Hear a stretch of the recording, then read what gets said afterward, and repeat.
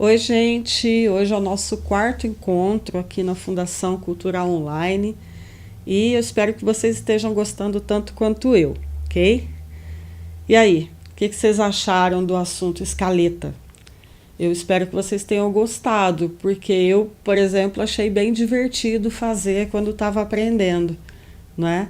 É um exercício bem bacana e que dá para ser feito em conjunto, ok?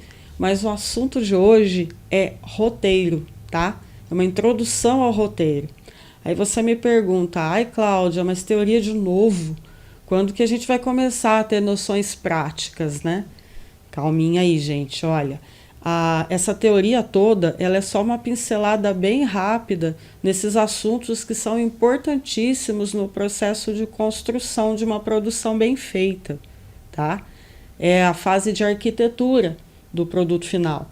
Então, um planejamento bem feito, ele evita o retrabalho, atrasos e diminui completamente, assim, olha, consideravelmente mesmo os contratempos, os erros, enfim.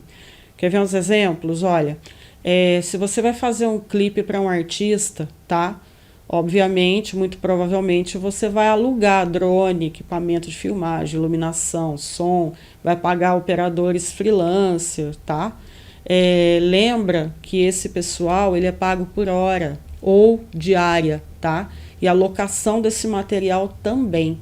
Então, se por falta de planejamento e um roteirinho aí para seguir, você tiver que refazer as cenas, o custo vai dobrar, gente, de verdade, vai dobrar. Isso não é legal, tá? De repente você pode até perder aí o seu contratante por conta disso ou ter que assumir um prejuízo aí que não vai ser bom, tá? Então, ó, e isso a gente está falando de clipe institucional que não tem diálogo, né, não tem encenação, onde é comum ficar errando voltando. No clipe você grava mais de uma vez só para garantir, para escolher o melhor, tá? Dificilmente o cantor, músico, o artista vai errar a parte dele, mas mesmo assim é um transtorno. E se for festa, então? Os noivos não vão casar de novo só porque você não planejou, não roteirizou as suas ações, tá? Para entregar um produto bacana. Pode ver que o cerimonialista, que não está fazendo audiovisual, mesmo assim ele fica com o roteirinho de ações dele na mão o tempo todo para que tudo saia conforme o contratante queira, ok? Então, assim, mesmo que você for fazer uma coisa bem mais simples, tipo, o amigo emprestou material, o outro amigo vai ajudar na faixa, não vai ter despesa, o retrabalho ainda vai atrasar o seu cronograma. De qualquer forma, você vai ter algum prejuízo, tá? De repente, seus amigos podem nem estar disponíveis na data que você precisa para fazer essa regravação. Então, olha, é um efeito cascata. E essa atrapalhada toda causa na edição, na produção, na pós-produção, enfim.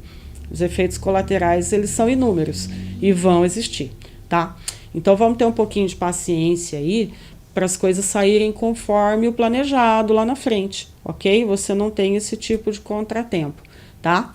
Então, vamos voltar no assunto roteiro.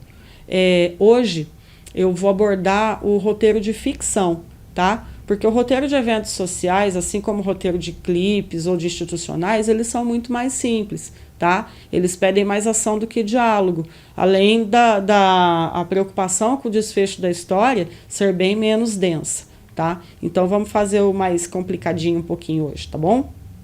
Ó, eu não esqueci da promessa do vídeo anterior, tá? De deixar aqui um dicionáriozinho com os termos mais usados, né? Com mais frequência no audiovisual, tá? Mas eu preferi entrar primeiro no roteiro para que vocês percebam a aplicabilidade desses termos, ok? Então vamos lá. Fazer o roteiro de um filme, gente, série, novela, tal, pode ser uma tarefa exaustiva, mas ela exige criatividade, dedicação, persistência para a gente maturar, amadurecer as ideias, tá? Os roteiristas profissionais, os mais experientes, muitas vezes demoram anos para escrever e ainda mais tempo para revisar os seus roteiros e fazer os novos tratamentos, tá? Tratamentos são novas versões da mesma história, né? Muitos longas-metragens aí que conquistaram públicos no cinema passaram por processos extensos de escrita e revisão, tá? Vou dar um exemplo aqui.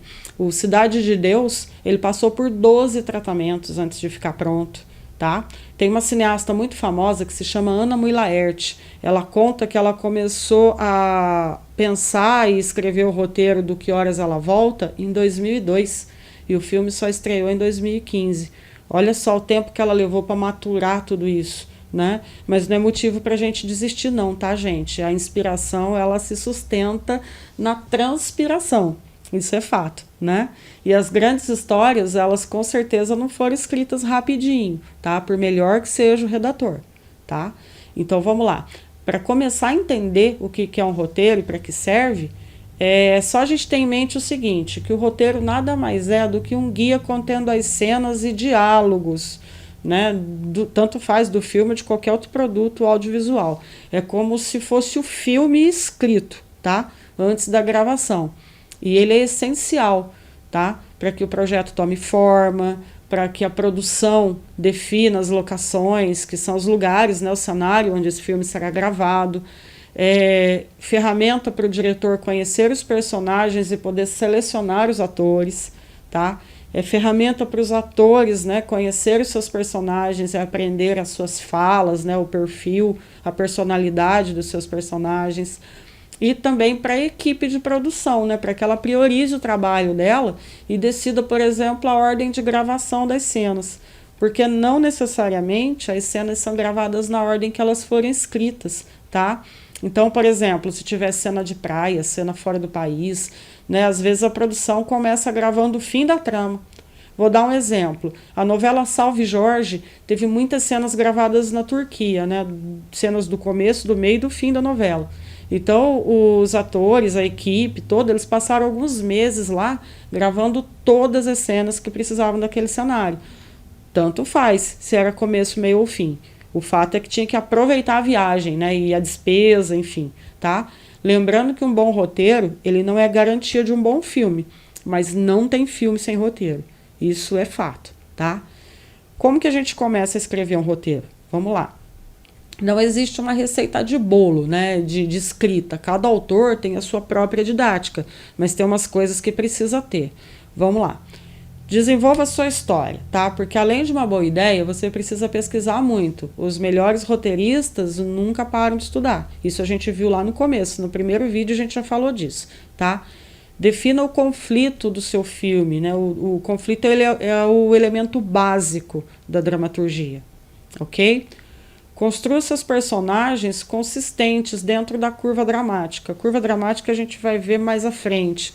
Mas, olha, desenvolver cada cena é uma boa maneira de começar a estruturar esse roteiro e aí a gente vai lembrar da escaleta, ok? E escreva, né? Escreva, revise, apresente para alguém, porque às vezes um erro que não tá passando aqui na sua frente, mas você tá tanto tempo em cima que você não enxerga. Então, é essencial você ter aí um parceiro para dar uma lida e uma consertada em coisas que às vezes a gente não está vendo.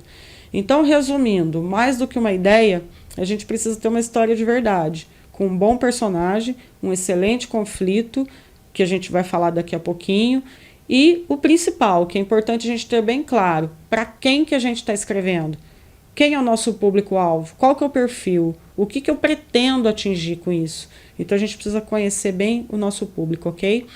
Ó, diquinha. Ideias simples, aquelas que a gente não se perde para contar, ela acaba rendendo grandes histórias, tá? Vou dar um exemplo. Tem um filme francês clássico que chama O Fabuloso Destino de Amélie Poulain. Ele parte de quando ela encontra uma caixinha, né, com brinquedos e algumas coisinhas, objetos no apartamento, e ela sai em busca do dono, né? Tenta descobrir quem é o dono e vai atrás disso, e a história se desenrola, né, nesse procurar. Então é uma ideia aparentemente muito simples, mas que foi bem desenvolvida, né? Rendeu um bom filme, vencedor de prêmios. E aí eu digo, como que os roteiristas tiveram essa ideia, se ela é tão simples? Pesquisa e estudo. Ó, diquinha, vão em busca de livros, peças, filmes e outras histórias sobre o mesmo tema que você quer desenvolver. Veja o que já foi feito e o que você pode acrescentar de novo. Um novo olhar sobre o mundo inteiro à nossa volta, ela já é a metade da produção, ok? Aí vem algumas decisões, tá? Do tipo qual abordagem, qual linguagem mais adequada, definição do gênero, se você vai escrever um drama, uma comédia, uma ficção, ok? Então são algumas coisinhas que você tem que pensar e decidir rápido, tá? É importante lembrar que o roteiro ele não conta uma história, ele mostra, né, uma história. Por isso que o roteirista precisa criar ações que imageticamente, ou seja, através de imagens, traduza o que ele quer dizer, tá? Por exemplo, não é no roteiro que você vai descrever minuciosamente o jardim, mas você precisa dizer o que acontece nesse jardim, né? Qual que é a ação? Ficou claro? Bom, defina o conflito do seu filme. É o elemento básico da dramaturgia, esse conflito, tá? Temos conflitos diários para resolver em casa, tão simples quanto decidir se a gente sai de carro ou de bicicleta. É isso que precisa ter, tá? E nos filmes, por exemplo, no filme francês lá, foi a decisão de procurar ou não o dono da caixinha, que desenvolveu toda a história, né? Então, o personagem, ele precisa tomar decisões o tempo inteiro, né? E tem os obstáculos que ele vai ter que transpor nesse processo, tá? Vamos lá. Na dramaturgia clássica, o conflito ele é gerado a partir das necessidades do personagem, né? Quando ele não consegue cumprir os seus objetivos. Nesse sentido, o conflito ele geralmente ele vai contra o protagonista, tá? Então, vamos decidir com base nisso tudo aí qual vai ser o conflito da sua história. Se você ainda não tem, precisa encontrar rapidinho, tá? Eu vou mostrar para vocês os conflitos mais clássicos, ok? Vamos lá. O conflito interno, que é entre o protagonista e ele mesmo, né? Eu vou dar um exemplo bem prático disso, né? Na versão mais recente de Karate Kid, que todo mundo conhece, cada personagem tem o seu próprio conflito interno, tá? O Sr. Han, que foi vivido pelo Jack Chan, quando ele é tomado pelas lembranças ruins do passado e pela bebida, ele destrói o carro dele, que ele sempre conserta quando ele está sóbrio, não é? E o conflito interno do Chaudhry, que é vivido pelo Jaden Smith, é ter que se acostumar com uma cultura completamente diferente da dele num país para onde ele não queria ir, né? Esses são exemplos de conflitos internos, tá? Do personagem com ele mesmo. Vamos para o conflito pessoal, que é entre o protagonista e o personagem secundário. Nesse caso, o conflito pessoal do personagem do Jack Chan é ensinar a essência e as habilidades de Kung Fu para o Chaudhry, né, que é um garoto ocidental que está sendo obrigado a se defender de bullying, né?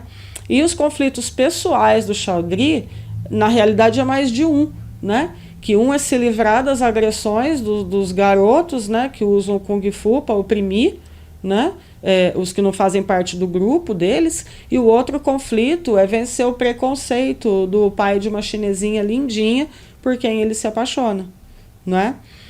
O próximo é o conflito extrapessoal, tá? Que é entre o protagonista e uma empresa ou algo não humano, tipo alienígenas, forças da natureza, como vulcões, furacões, tsunamis, etc. Tá? No caso do Karate Kid, o conflito extrapessoal é entre os dois personagens principais com a academia, que desvirtua os fundamentos do Kung Fu para criar alunos violentos, né, através do treinamento lá. Viram? Né? As tramas mais complexas abrigam mais de um tipo de conflito, como a gente acabou de ver. E o filme Karate Kid, que eu recomendo assistir, porque ele é um bom exercício para perceber melhor isso tudo que a gente está falando, tem uma curiosidade, né? Que eu vou contar para vocês aqui agora e pouca gente percebeu essa curiosidade. Embora o filme se chame Karate Kid, a história aborda a prática do Kung Fu, que é uma outra, né, arte oriental. Então fica aí uma dica. Vamos lá, desafio da semana, né? Tentar lembrar um outro nome de filme que traga mais de um conflito. Tá boa a tarefa? Então tá bom. Na próxima oficina a gente vai falar de construção de personagem e curva dramática, que eu citei no vídeo de hoje. Tá bom? E loguinho a gente vai fazer a parte prática, tá? Beijo!